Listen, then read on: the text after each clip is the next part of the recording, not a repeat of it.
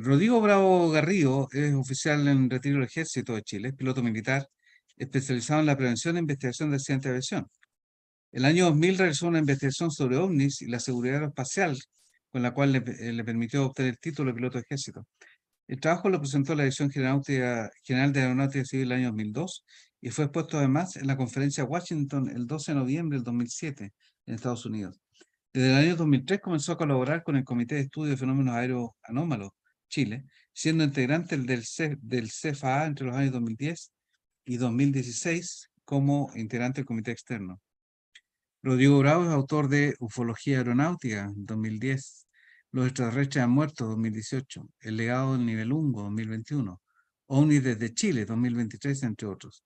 Es magíster en Ciencias Sociales, mención patrimonio, y máster en Gobierno y Gestión Pública. En la actualidad trabaja en el Grupo de Estudios Ambientales de la Universidad de Magallanes, en la ciudad de Punta Arenas. Hoy día, Rodrigo nos va a hablar de fenómenos aéreos no identificados y la seguridad aeroespacial. Adelante, Rodrigo, muchas gracias. Vamos al inicio. Vamos Muchas entonces, gracias te dejo en la cámara. Gracias por la presentación. Muy buenas tardes a todos los que están hoy día conectados vía Zoom y, por supuesto, a los que están también por YouTube en vivo. En primer lugar, quiero agradecer, por supuesto, al Colegio de Ingenieros por esto y a Rolando de ella, quien fue el que hizo la gestión. Y mi exposición se titula Fenómenos aéreos no identificados en la seguridad aeroespacial. Esta tiene un temario que es la introducción, el caso de Punta Arenas del 2011, que en el fondo es un reporte que nos ayuda más o menos a entender la dinámica de lo que estamos hablando. El mundo aeronáutico, también como para incluso ir un poco más allá y atender cómo se entrelaza este fenómeno aéreo anómalo, que muy bien lo definió don Gustavo en lo que fue la exposición del CFA, pero también hay que más o menos como a veces dirigirlo, o para poder hacer los nexos, los puentes, donde encontramos estas como preguntas que vienen a continuación, que es ¿cuál es la diferencia entre lo que es UAP, o fenómeno aéreo no identificado, u OVNI, que es lo que nosotros conocemos de forma más coloquial o popular, y la conceptualización actual? Para terminar con las conclusiones. Sigo. En lo que es el marco introductorio, como ustedes ven, acá hay una simulación digital que refleja el sistema aeronáutico actual, el cual tiene aproximadamente 40 millones de operaciones aéreas al año. Eso es lo que hoy día hay cifras que más o menos bordean alrededor de 110.000 diarias, que es lo que estamos viendo ahí. Es decir, si hacemos la división, son casi entre 60 y 80, 70 y 80 operaciones por segundo. Esa agrupación de operaciones aéreas en marcos muy estrechos de espacio aéreo, como es el caso de Europa, Estados Unidos, para qué decir Asia, generan lo que se llaman los factores y también los fenómenos que afectan al mundo de la aviación. Es decir, para poder tener 40 millones de operaciones al año o 110.000 en el día, se requiere un estudio de varios fenómenos que de una u otra manera, o factores que de otra manera afectan a lo que es estas operaciones. Y en ese sentido, aquí tenemos que tener claro que un factor sin duda es una cuestión que es un elemento circunstancial que contribuye al resultado de algo, mientras que un fenómeno es una manifestación que se percibe, ya sea por los sentidos, por el intelecto o incluso por medios electrónicos. Entonces, ahí, en resumen, por ejemplo, está el factor de la fauna silvestre, con el fenómeno de las aves migratorias, que sin lugar a dudas es un tema muy complejo para lo que es la seguridad aeroespacial. A la derecha está el factor geográfico, o el fenómeno orográfico, de cómo se construyen las pistas y dónde se construyen, porque para hacer una pista no es cosa de colocar una línea, ¿no es cierto?, recta, sino que también hay que ver direcciones de aproximación, si es que va a tener algún tipo de aproximación instrumental, áreas confinadas, Chile es un país excepcional porque tiene dos cordilleras, una de los Andes y una de la costa, que claro, es un gran cajón, pero que dificulta sobre todo lo que son las aproximaciones instrumentales para los virajes, los circuitos de espera, en fin. Eh, por otro lado, abajo, ¿para qué hablar de lo que son los fenómenos meteorológicos, el cambio climático, que va también de la mano con hoy día un tema que no es menor, que es cómo esto afecta no tan solo a la vida del ser humano, sino que al mundo aeronáutico. Y después viene la sinergia motores y por supuesto los factores humanos, que son fundamentales, sobre todo hoy día, que es la relación hombre-hombre, hombre-máquina y hombre-entorno. Hoy día en una sociedad absolutamente compleja, con ciertas dificultades desde el punto de vista psicológico, hiperconectividad, angustia, estrés, etcétera, etcétera, los pilotos y los controladores de tránsito son seres humanos que de otra forma también tienen sentimientos, tienen pensamientos, en fin, y eso sin lugar a dudas hace una merma. Y en ese sentido, ahí nos damos cuenta las verdaderas brechas que hay en lo que se refiere a políticas públicas con la salud mental de los ciudadanos y de las personas. En este conjunto, bueno, todo esto que estamos viendo son problemas propios, ¿no es cierto?, del mundo moderno, de la modernidad como vivimos, como nos damos cuenta. O sea, el hecho de las pistas, por ejemplo, considerarlo con la escasez o casi inexistencia de un ordenamiento territorial es muy interesante porque hace 30 años las pistas estaban fuera de la zona urbana y hoy día las pistas están dentro de las ciudades. Entonces al final tiene que salir la pista porque hay una explosión demográfica, pero ¿dónde aterrizan los aviones? Y estas 40 millones de operaciones al año, de aquí al 2030 se van a duplicar. Por ende, son factores muy interesantes, fenómenos que de una u otra manera inciden en lo que es la seguridad operacional y lo que se busca con hacer de esta actividad una actividad segura, pero resulta que hay uno que está un poco alejado, que es precisamente el fenómeno aéreo anómalo. Y acá yo en ese sentido dejo en claro que este caso de Punta Arenas del año 2011, del 3 de marzo, es el reflejo de lo que significa un fenómeno aéreo no identificado, o hoy día como se considera un fenómeno anómalo. Este reporte ocurre en una mañana, la mañana del 3 de marzo, donde desde las aproximadamente, desde las 9:45 hasta las 11:51, porque ahí parte la última observación, un fenómeno, un objeto, algo anómalo, se paseó por los cerros próximos o por la ciudad de Punta Arenas, por el estrecho Magallanes, e intervino en dos vuelos de la misma empresa. Sin embargo, fue observado en forma visual desde Porvenir a las 9:45, fue observado desde el aeropuerto, desde tierra, a las 10:45, pero ya fue denunciado en un vuelo a las 11:31 y finalmente hace una presentación en el radar muy breve a las 11:50. O sea, hay 4 eventos donde esto se observa y hay 2 de los cuales son denuncias en frecuencia, y eso es lo que vamos a estudiar y vamos a ver ahora de manera muy rápida.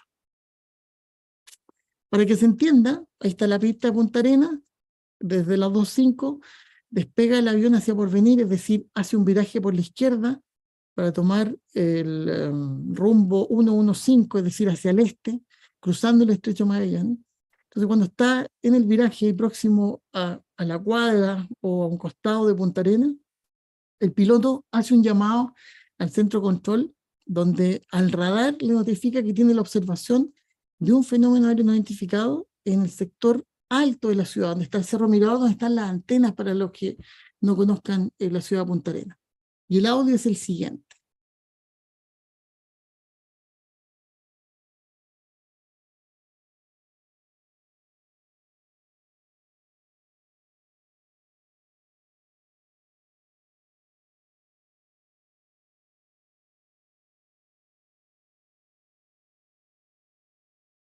De 1-2.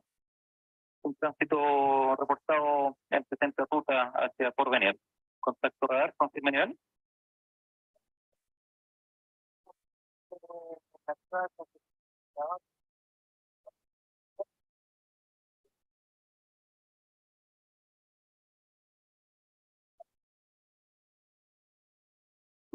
Pero, negativo tráfico por este control en el sector de Ciudad Cerro Mirador. ¿Me confirma si pudo apreciar si efectivamente era tipo aeronave, helicóptero?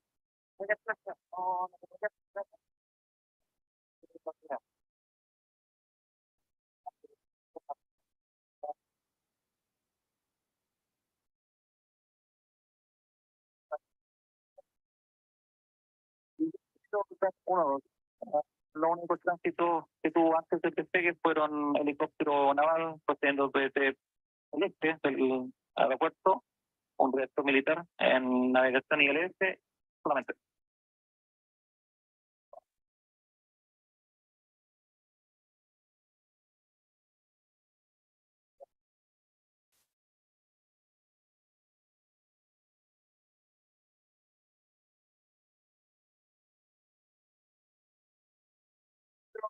Uno, secuencia aprobada con Porvenir. Llama la atención ahí, en cierto modo, si ustedes se dieron cuenta un poco el problema del lenguaje que hay. El lenguaje es muy importante porque transmite ideas, conceptos, y el lenguaje aeronáutico es algo muy técnico, que de hecho ya cuando la fraseología aeronáutica se aprende, tanto en español como en inglés, es estandarizada. Entonces un piloto que ya maneja el lenguaje aeronáutico perfectamente puede ir, volar, hacer una aproximación y aterrizar desde Santiago hasta Nueva York sin ningún problema. Porque está todo absolutamente definido y demarcado, dispuesto, escrito, incluso la emergencia, es decir, no se inventa la pólvora acá. Pero en este tipo de casos, o en este caso puntual, se refleja una falta de comunicación porque el piloto no sabía cómo describir algo que veía que era muy anormal, que ya lo había visto desde tierra a las 10:45, esto fue a las 11:30, y le pasa la información al controlador. Y el controlador, si ustedes ven, le hace un catastro de los tráficos que hay en ese momento en vuelo, o él tiene en presentación, no tiene nada más, y cuando él insiste en esto, incluso le dice que es como una nube, pero con un movimiento errático, el controlador, perdonando la expresión, lo despacha, le dice, pase con Porvenir, hasta luego, porque yo tengo más tráfico que seguir atendiendo, y lo que usted está observando es muy entretenido, pero aquí tengo que seguir cumpliendo con mi labor. Entonces, pasa digamos, ese contacto a las 11:30 de la mañana, y a las 11:50 viene un segundo vuelo, porque el primero era el DAP 12, este es el DAP 21, que despega de Puerto Williams hacia Punta Arenas, el vuelo que hace diario de Puerto Williams a Punta Arenas, o al revés.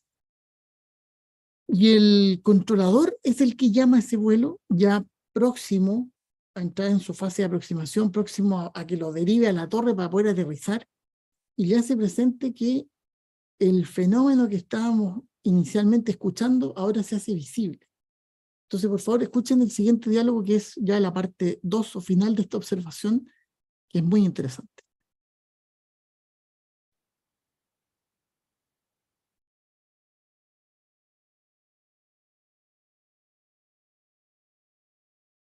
Pregunta de radar.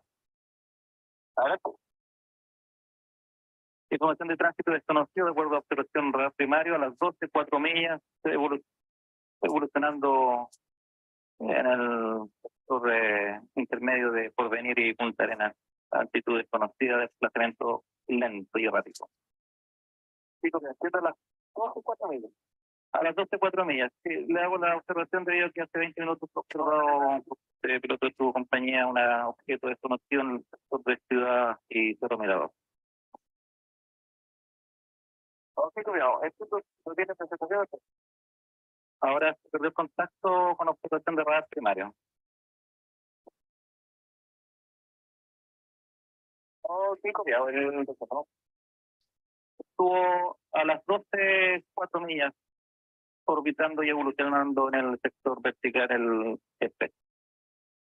Ahora nosotros tenemos una nubosidad, vamos a evitar la nubosidad, no tenemos nada la vista por el momento. Solamente una nubosidad a las 12:04 millas aproximadamente.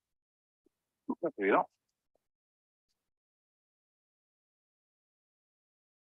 Acá es muy interesante porque esa es la gráfica real, o no real, digamos una simulación, pero ese es como donde el avión venía cuando el controlador le hace presente que eso que estaba ahí se hizo visible en el radar.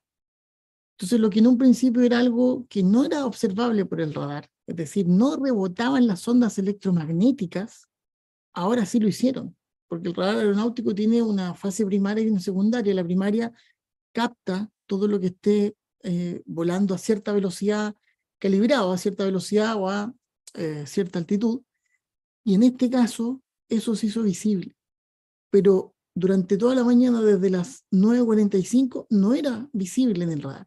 Entonces, la pregunta es, ¿qué es lo que es eso? Y ese es el problema. Y en este caso, no podemos llegar a una conclusión o no podemos tener ningún tipo de aproximación, ni siquiera teórica, para poder entender qué es lo que es eso, pero sí, al no existir causa, por lo menos nos damos cuenta de que el efecto es bastante complejo porque genera un problema de perturbación en la seguridad aeroespacial.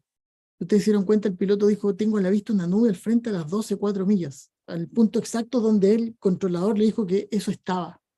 El controlador tiene un radar que no es meteorológico, es un radar aeronáutico. Entonces, eso que observó el piloto, que por precaución le hizo el quite, yo no sé y nadie va a saber nunca si era efectivamente esa misma manifestación, ese mismo fenómeno o ese mismo objeto que se hacía visible o no, pero no lo sabemos y nunca lo vamos a saber. El punto está en que en este caso es Punta Arenas, una zona donde hay una regularidad de vuelos bastante baja, pero esto ya ha pasado en otros lados y ha sido más o menos complejo o delicado porque se han tenido que desviar vuelos, se han tenido que cerrar espacios aéreos, etcétera, etcétera. Entonces, este es el punto clave donde se hace la unión o el puente entre lo que es la seguridad aeroespacial y este fenómeno tan complicado, tan difícil de entender, sin entrar en lo que significa un sesgo o tratar de que forzosamente este fenómeno obedezca a algunas de las causas que hoy día están públicamente expuestas, pero sí sus efectos de una u otra manera afectan la seguridad aeroespacial. Volvemos con el resumen que estaba ahí, que era más o menos las 4 observaciones en los distintos horarios.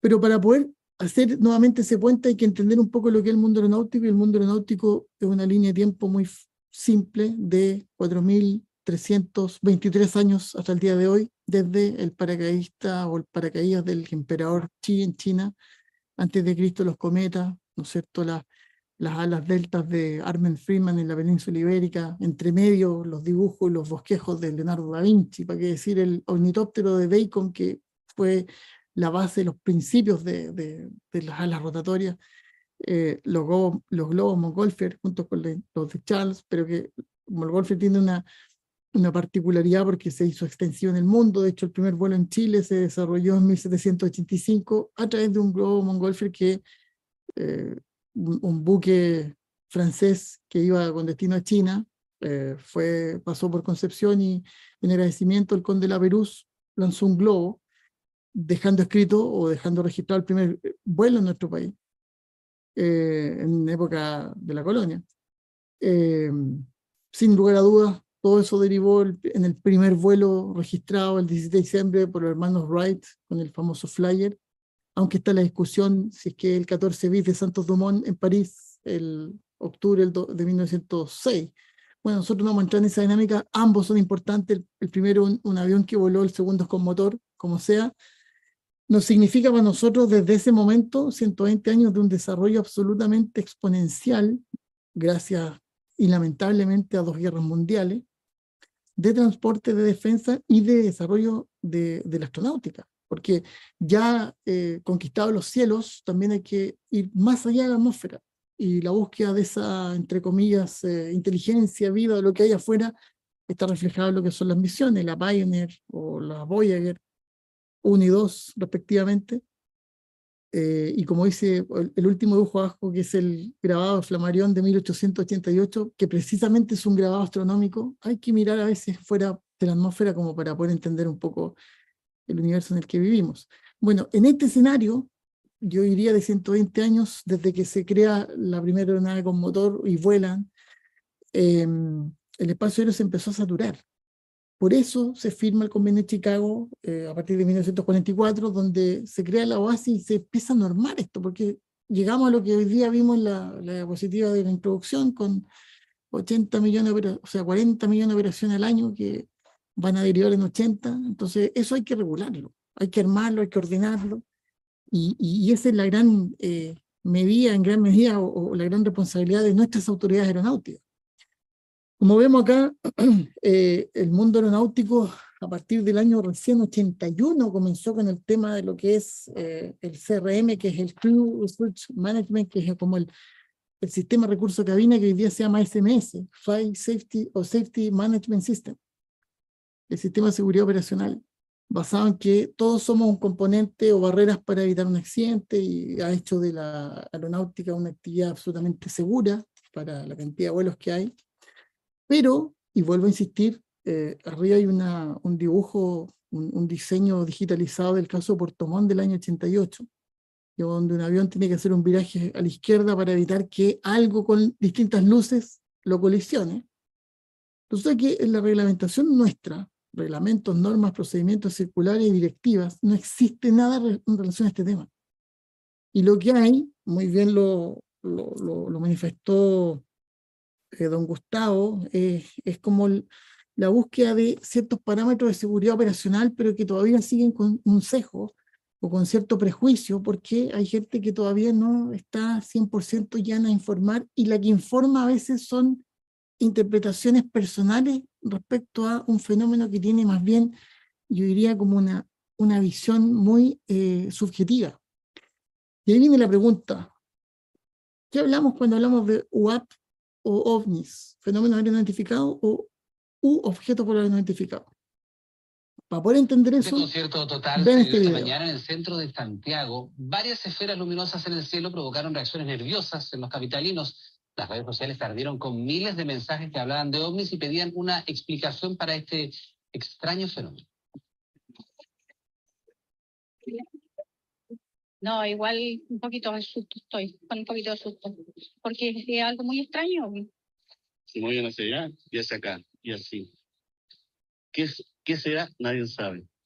Pasado el mediodía de este viernes y el centro de Santiago se revolucionó. Extrañas presencias en el cielo asombraban y dejaban atónitos e incluso atemorizados a quienes eran testigos del enigmático fenómeno. Es un avión, no es un ovni así. A simple vista así uno cacha. Como varios, porque se habían visto. No, son varios. Son como 15 que andan deambulando por aquí. Yo caminando y digo, no voy a mirar como todo el mundo, y no, definitivamente me paré a preguntar, y sí, cuando lo vi quedé así como, y ahora... Todo el mundo miraba hacia el cielo. Algunos testigos incluso comenzaron a ver ciertos movimientos condicionados de estas esferas luminosas. Vino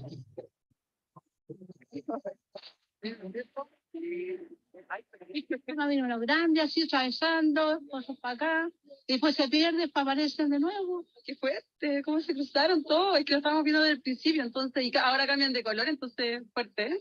La inquietud llegó incluso al Palacio de la Moneda. Si se vivía el avistamiento en la sede del gobierno, el patio de los Naranjos y de los Cañones se repletaron de curiosos funcionarios. No es usual ver el cielo, sobre todo de día, una cosa como esa. Yo vi dos y se cruzaban entre ellos. Las redes sociales estallaron en comentarios y fue el tema más mencionado en el día en Santiago.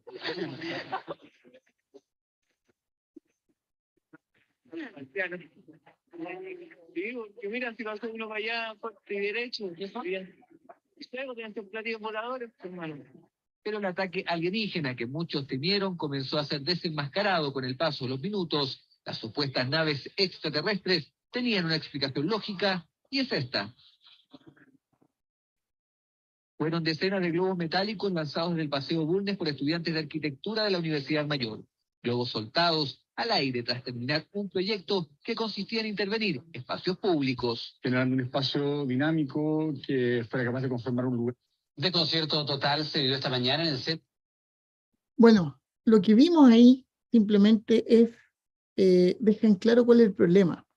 El problema es simplemente una interpretación que la hipótesis psicosocial lo plantea muy bien, que es una perspectiva más bien simbólica, teológica, como quieran llamarlo, y esto tiene una raíz absolutamente literaria. Esto parte por la ciencia ficción a fines de 1800, todo lo que significan las revistas, los cómics, y luego ya de lleno, en 1947, el inicio de la famosa era moderna de los ovnis, que que es muy bien manejada por Ray Palmer, que era el mismo editor de las revistas que están arriba. Si ustedes ven los años 26, 30, 35, con naves espaciales, con platos voladores, que se hacen físicos y reales a partir del año 47, son editados y publicados en el año 48. Y resulta que recién en el año 50 aparece el primer libro donde hace la unión de que estas mismas prototipos o aeronaves tenían una vinculación extraterrestre. Y el año 52 sale el primero de los contactados, de ahí en adelante. Entonces, ya la génesis de esta creencia popular, de este fenómeno psicosocial, va ligado netamente a esto. Y eso a veces molesta un poco a mis amigos ufólogos porque en cierto modo uno toca la fibra más sensible, que es la creencia, y la creencia va ligada a las emociones. Entonces, cuando uno le dice que ellos son creyentes, tal cual como los católicos son creyentes en una divinidad como la Virgen, esto también va de la mano con lo mismo, y en algunos casos hiere un poco sensibilidades o susceptibilidades. Si ustedes ven desde el 47, hoy día hay 3 hipótesis que son las que, digamos, tratan de entender o justificar el fenómeno que estamos hablando. La hipótesis extraterrestre, que parte del 50, la hipótesis paraufológica del 69 y la hipótesis psicosocial del 77. Entre ellas, los contactados, los abducidos con las 2 abducciones canónicas y, por supuesto, la inserción de un ser, de un otro, de un extraterrestre que está haciendo visitas, algo que hasta el día de hoy no existe prueba que lo pueda confirmar. Entonces, esta era moderna de los ovnis que parte del 47, al mismo tiempo se alimentó de secretismo y de proyectos secretos que de una u otra manera buscaban estudiar esto, pero de manera subterránea, hasta el informe del Pentágono del 2021, donde todo a partir de ese momento es público. Y ese es el cambio de paradigma. Porque ese informe reconoce la existencia de un fenómeno aéreo no identificado, y el punto número 7 es clave, dice, este fenómeno además es un peligro para la operación aérea. Entonces, claro, ahí tenemos hoy día, en 2023, un informe de la NASA, que más adelante lo tenemos un poco más detallado, que en 70 y tantos años la NASA nunca había hecho ningún comentario respecto a este tema, y ahora ya tiene una persona encargada de recibir estos reportes y analizarlos, porque en su informe dejan claro que no tiene un vínculo, o ellos no tienen cómo hacer esta unificación de este fenómeno con la hipótesis extraterrestre, pero al mismo tiempo reconocen de que no tienen cómo explicar el fenómeno aéreo no identificado. No tiene explicación. Y eso ya abre una serie de posibilidades que son muy interesantes de dilucidar de aquí en adelante. Sin embargo, yo tengo que ser, muy bien lo mencionó Rodrigo Fuenzalía, aquí hay una serie de casos y registros previos que es importantísimo discutirlo. Me quedan 5 minutos, así que voy a ser breve. El año 47 parte la era moderna de los ovnis, pero resulta que para atrás uno empieza a revisar ciertos textos, como por ejemplo, él señaló 1580 Pedro Sarmiento y Gamboa, con una descripción absolutamente objetiva de algo que salió del Estrecho de Magallanes, o de las 12 cartas de Pedro Valdivia, la carta a Carlos V en 1550, donde gracias a algo que bajó del cielo y cayó en medio de un grupo de araucanos que está atacando un fuerte, ellos pudieron mantenerse con vida. Y esta carta, hay 3 historiadores chilenos, Claudio Gay, que no es chileno, pero en cierto modo trabajó mucho en lo que es parte de la construcción de la historia de Chile, Diego Barro Arana y José Toribio Medina lo corroboran, es decir, aquí no es que alguien haya inventado las cartas de Pedro Valdivia. Entonces, tenemos en nuestro país, y me imagino que en el resto del mundo, y por eso coloqué estos libros acá, está Mitos de Chile de la profesora Sonia Montesino, pero también está Mitología del Mundo. Es necesario dar una vuelta y entender un poco parte de lo que significa, yo diría como la creación o el nacimiento del mito y de la religión, que son 2 grandes e importantes hitos en lo que es la civilización, y en gran medida van de la mano con manifestaciones, sean o no anómalas, sean o no naturales, han incidido sí o sí en el devenir de nuestra cultura. Y hoy día reducirlo desde el 47 hasta ahora es absurdo. Esto hay que revisarlo mucho más en profundidad, hay que trabajarlo desde la perspectiva de las ciencias sociales, desde la antropología, desde la sociología, en fin. ¿Para qué decir de la historia? En ese aspecto, aquí hay dos personas que han sido clave. Una es Jacques Vallée, que escribió Pasaporte Magonia, que dice que un ovni es cualquier cosa, objeto que el observador sea incapaz de identificar. Pero aquí Richard Haynes, que es muy importante, Richard Haynes es un doctor en psicología que ha trabajado en la NASA en proyectos espaciales y creó el NARCAP, que es el gran repositorio de informes aeronáuticos de este tema. Porque él lo tomó muy en serio. Desde el año 2000 ya conceptualizó el concepto UAP como fenómeno aéreo no identificado, que hoy día es fenómeno anómalo, que altera la operación aérea y que genera un peligro más dentro de los que nosotros conversamos en un principio. Y dice, conviene limitar el campo de la ufología a aquellos casos de observaciones que no parecen ser explicados. Y aquí hay muchos fenómenos, y de hecho eso nos permite también ampliar el abanico de que esto no debe tener un origen común, deben ser muchos orígenes. Por eso es importante sentarse a discutirlo desde el punto de vista académico, científico, aeronáutico, y por un lado dejar aparte todo lo que son las hipótesis o las ideas preconcebidas que tanto daño le han hecho a este tema. Un ejemplo es lo que ha pasado a partir del año 2017 en Estados Unidos con el proceso de desclasificación. Dos reportajes del New York Times concluyeron en que en octubre del 2019 el Congreso de Estados Unidos le dispone al Pentágono hacer un informe, el cual es remitido con 14 instituciones, o con el apoyo de 14 instituciones, el 25 de junio del 2021. El 2022, en la ley de presupuestos se establece la oficina La ARO, que es la oficina de registro, de estudio de todas las anomalías en todos los medios, por eso se habla hoy día de anomalías transmedia, tierra, aire y mar, y dejan en efecto abierto el campo para que el 2023 salga un informe el 11 de enero, donde se establece que hay 247 casos sin explicación. Viene estos incidentes entre el 4 y el 12 de febrero en Estados Unidos, con 4 derribos, de los cuales uno se estableció que era un globo chino, el cierre del espacio aéreo Montana, un espacio aéreo de tránsito, pero que de todas maneras alteró las operaciones aéreas de Estados Unidos desde el este al oeste y viceversa. El 31 de mayo, la NASA reúne 16 expertos informando que van a sacar su reporte que sale el 13 de septiembre, donde el informe NASA señala, no tenemos explicación para los fenómenos aeronáuticos. ¿Para qué decir el subcomité de inteligencia del Congreso, donde los 3 ex miembros de las Fuerzas Armadas salen haciendo declaraciones? Yo los invito a que lo revisen esto y vean este subcomité de inteligencia el 26 de julio. Revisen las declaraciones de los congresistas que hacen una previa. Vean por favor Grothman, que es el presidente, un representante republicano, vean por favor las cosas que señala, donde él admite que hay un presupuesto oscuro para investigar estos fenómenos que ellos como fiscalizadores y como congresistas no tienen acceso.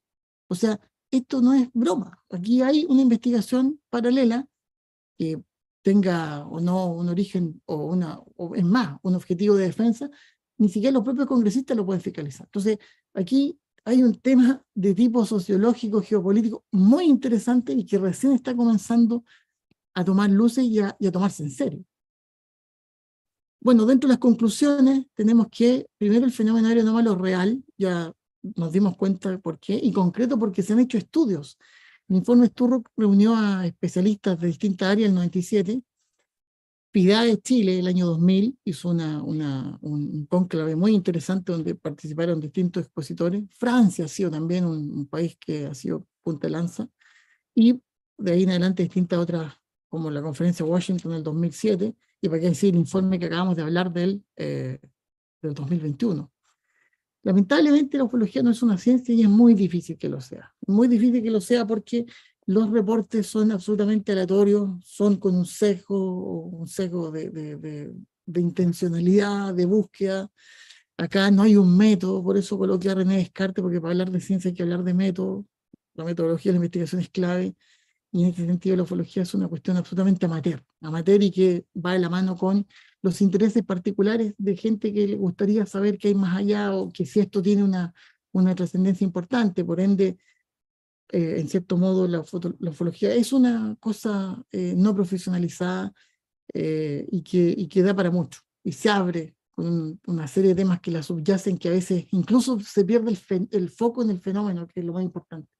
Entonces, es un punto que hay que tratar, y hay que, ojalá, no quiero decir profesionalizarlo, pero sí hacerlo más técnico. Y en ese sentido, la aeronáutica ha tomado una posición bastante abierta, respecto a lo que son los fenómenos aéreos no identificados, porque reconoce que son un peligro. Casos hay muchos, pero aquí dejé 3 que son importantísimos para que ustedes también los busquen. El caso Valentine de Australia, el 21 de octubre del 78, con el accidente y la desaparición de un avión.